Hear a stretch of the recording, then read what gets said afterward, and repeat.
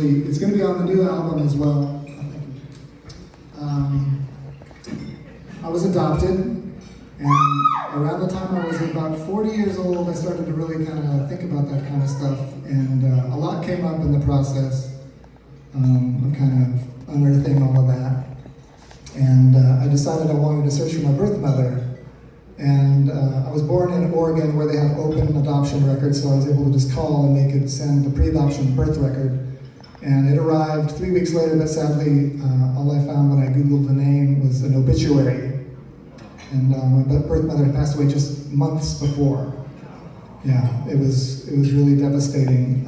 But there was an amazing silver lining in that the obituary also listed the names of my grandmother and my uncle and some other relatives. And that very night, I was on the phone with both of them, and that began what was just like a fairy tale reunion. It was just incredible.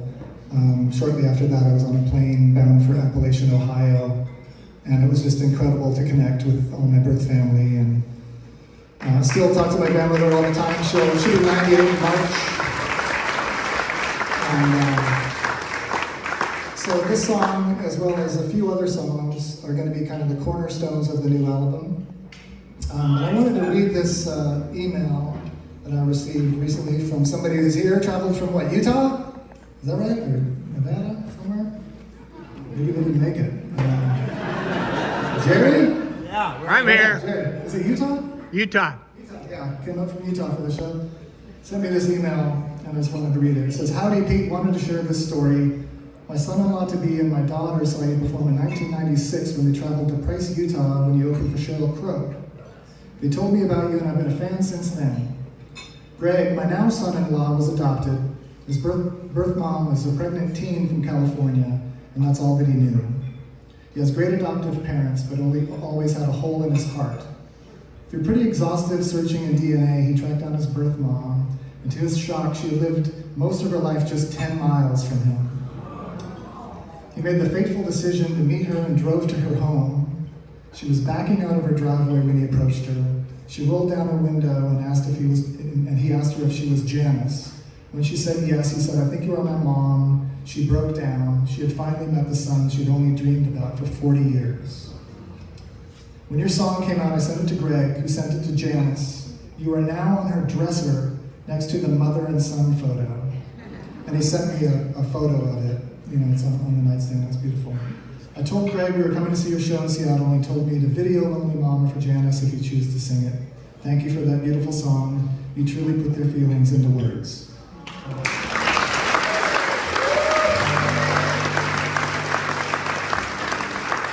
This is Lonely Mama.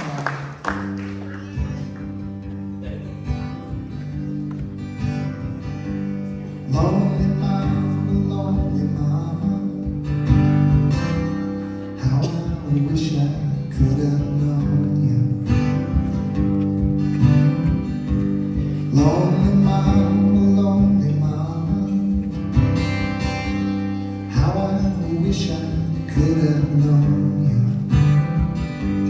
We've been twirling around in the summer sun, freak flags flown high, scarlet begonias.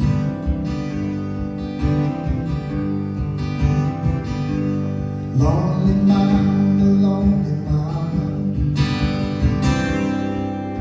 still it makes me cry.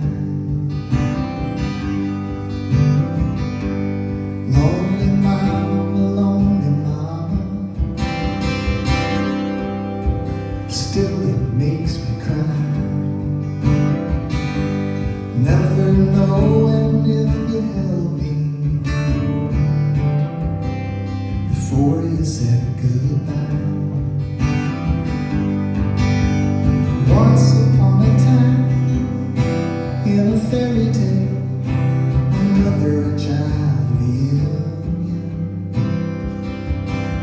Could nothing ever be as heavenly a dream? I've had it many times.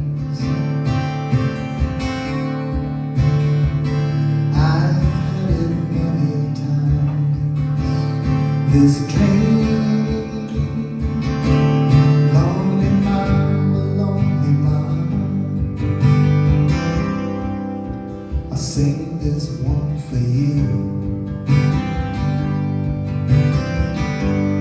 Lonely mama, lonely mama,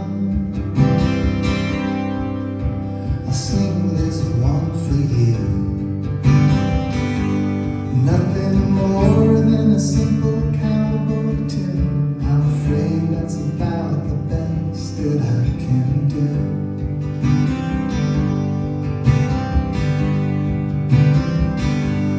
Lonely mama, lonely mama,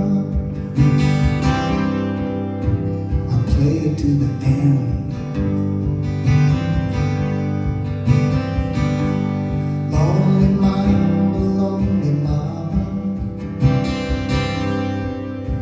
I'll play it to the end.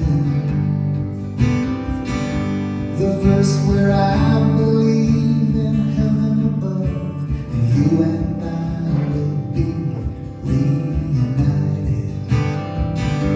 The verse where I believe in heaven above, and you and I will be.